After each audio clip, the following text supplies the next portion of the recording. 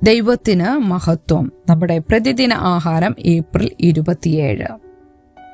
കളകൾക്ക് വെള്ളമൊഴിക്കുക. ആത്മാവിനെ അനുസരിച്ചു നടപ്പീൻ, എന്നാൽ നിങ്ങൾ ജഡത്തിന്റെ മോഹം നിവർത്തിക്കയില്ല എന്ന് ഞാൻ പറയുന്നു. അപ്പോസ്തലനായ പൗലോസ് ഗലാത്യർക്കെഴുതിയ ലേഖനം 5-ാം അധ്യായം 16-ാം വാക്യം. ഈ വസന്തകാലത്ത് ജുറാസിക് പാർക്കിന് പുറത്തുള്ളതുപോലെയുള്ള കളകൾ ഞങ്ങളുടെ വീട്ടുമുറ്റത്ത് വളർന്നു. ഒരെണ്ണം വളരെ വലുതായി. ഞാൻ അത് പറിച്ചെടുക്കാൻ ശ്രമിച്ചപ്പോൾ എനിക്ക് മുറിവേൽക്കുമോ എന്ന് ഞാൻ ഭയപ്പെട്ടു. അത് പിഴുതെടുക്കാൻ ഒരു തൂമ്പ കണ്ടെത്താൻ പോയപ്പോൾ എൻ്റെ മകൾ അതിന് വെള്ളമൊഴിക്കുന്നത് ഞാൻ ശ്രദ്ധിച്ചു. നീ എന്തിനാണ് കളകൾക്ക് വെള്ളമൊഴിക്കുന്നത്? ഞാൻ ചോദിച്ചു. ഇത് എത്ര വലുതാകുമെന്ന് എനിക്ക് കാണണം. അവൾ നിഷ്കളങ്കമായ ചിരിയോടെ മറുപടി പറഞ്ഞു. കളകൾ മനഃപൂർവ്വം വളർത്തുന്ന ഒന്നല്ല.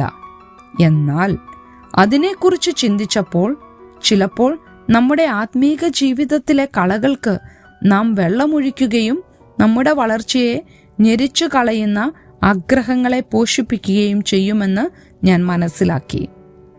ഗലാത്യർക്കെഴുതിയ ലേഖനം 5-ാം അധ്യായം അതിൻ്റെ 13 മുതൽ 26 വരെയുള്ള വാക്യങ്ങളിൽ ജഡപ്രകാരം ജീവിക്കുന്നതിനെയും ആത്മാവിനാൽ ജീവിക്കുന്നതിനെയും താരതമ്യം ചെയ്തുകൊണ്ട് പൗലോസ് ഇതിനെക്കുറിച്ച് വ്യക്തമാക്കി. നിയമങ്ങൾ അനുസരിക്കാൻ ശ്രമിക്കുന്നത് കൊണ്ട് നമ്മൾ കൊതിക്കുന്ന കളരഹിത ജീവിതം നടക്കില്ലെന്ന് അവൻ പറയുന്നു. പകരം കളകൾക്ക് വെള്ളമൊഴിക്കാതിരിക്കാൻ ആത്മാവിനെ അനുസരിച്ചു നടക്കണമെന്ന് പൗലോസ് നമ്മോട് നിർദ്ദേശിക്കുന്നു. ജഡത്തിന്റെ മോഹം നിവർത്തിക്കാനുള്ള പ്രേരണയിൽ നിന്ന് നമ്മെ മോചിപ്പിക്കുന്നത് ദൈവത്തോടുള്ള ക്രമമായ ചുവടുവെപ്പാണെന്ന് പൗലോസ് കൂട്ടിച്ചേർക്കുന്നു. പൗലോസിന്റെ പഠിപ്പിക്കലുകൾ പൂർണ്ണമായി മനസ്സിലാക്കുന്നത് ആജീവനാന്ത പ്രക്രിയയാണ്.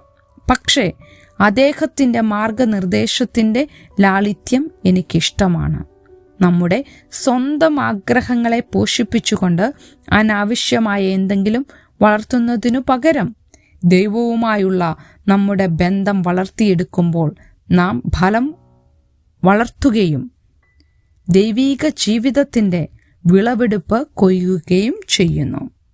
ചിന്തിക്കുക, നിങ്ങളുടെ ആത്മീക ജീവിതത്തിൻ്റെ ഏതെല്ലാം മേഖലകളിൽ ചില കളപറിക്കൽ ആവശ്യമാണ്? നിങ്ങൾക്ക് എങ്ങനെ ദൈവത്തിന് കീഴടങ്ങാനും അവനോടൊപ്പം നടക്കാനും കഴിയും? ദൈവത്തിന് മഹത്വം.